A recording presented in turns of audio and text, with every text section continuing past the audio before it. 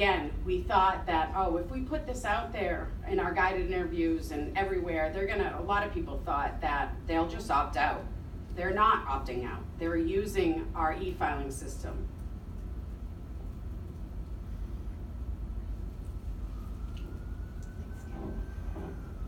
All right, so the fifth and the final factor, measure twice. Before we went live with our e-filing case types, we decided on several metrics that we would be able to quantitatively identify the impact of e-filing on court operations and on our filer satisfaction. The metrics that we are applying right now are time to disposition, request for excusal, and the self-represented litigant survey. I also have another metric today that I wanted to share with you this morning. I just received this information last week from our senior court administrator. We also had identified at the outset an ROI methodology of staff reduction. And what we have identified to date is 20% of our clerical weighted caseload staff need was eliminated by abolishing 17 FTE case processors. So what we did with the remaining 80% of the staff was we moved positions, some to the central filing center, and some were done by voluntary means. We asked for volunteers and lots of hands went up, and we also moved vacant positions into the e-filing center.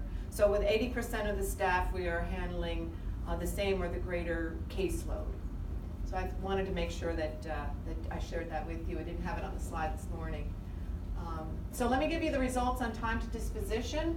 On small claims cases, 22% decrease. Guardianship of a minor person, 37% decrease. A minor person with an estate or just an estate, a 72% decrease in time to disposition. And of incapacitated individual, a 9% decrease. Wills and estates, right now, that's our newest case type, we're tracking at an 8% decrease. And as mentioned, only 1% of all e-filed cases from self-represented litigants start with the request to opt out of the process. Right now, about 15% of all circuit court cases in New Hampshire are e-filed, and by 2019, that'll be substantially larger. We'll have all 3 courts in New Hampshire e-filing by the end of 2019. Okay, so the next slide. All right, so the survey. Thank you. We sent out about 8,000 survey requests to registered self-represented litigants, and we asked them 2 pretty basic questions: what was most helpful, and where could we improve? And Kim has already mentioned this. I wanted to share with you just some of the feedback that we got. Easy to use, convenient, and intelligent probably categorize the majority of the positive feedback. The process is straightforward, it's user-friendly, it's intuitive and self-explanatory. They appreciated the fact that it was easier for the disabled to file from their home rather than try to go to a different location. Less intimidating. They commented on our helpful staff too. When they called, they got friendly answers to their questions. They thought the intelligent, guided interview, step-by-step, was prompt, speedy, efficient. They appreciated the fact that they could track documents and records and easy-to-use forms, self-generated forms, system-generated forms, excuse me.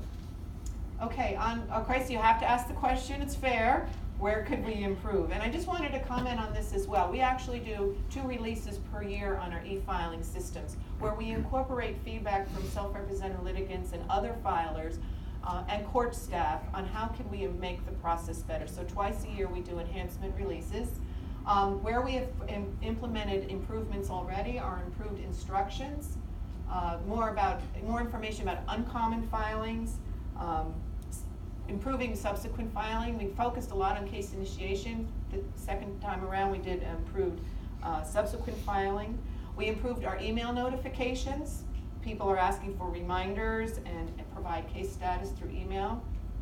And then finally, party access. This was pretty big. We put this out in December 2017. So all case parties can go to a single portal, see all public documents associated with their cases from one place, as well as additional case information about decisions, hearing dates, and so forth.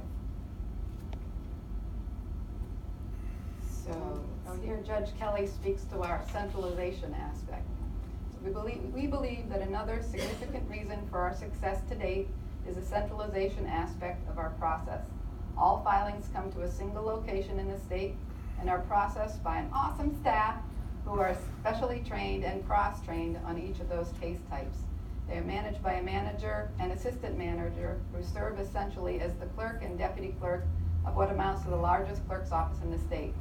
We also have a small number of central judges in the building who act on all preliminary matters that are filed, including such issues as fee waivers, default judgments, proving of wills, granting of estate administration, approval of estate accounts, appointment of counsel, etc. This centralization forces consistency and enables efficiencies that have allowed us to reduce time to disposition by 22% in small claims and 37% in guardianship cases. And we just like to, 37% in small claims cases, that means, guardianship Yeah. cases, I'm sorry. That means that those appointments are going out to those families that much sooner. It's just incredible. We're really proud of that. Okay,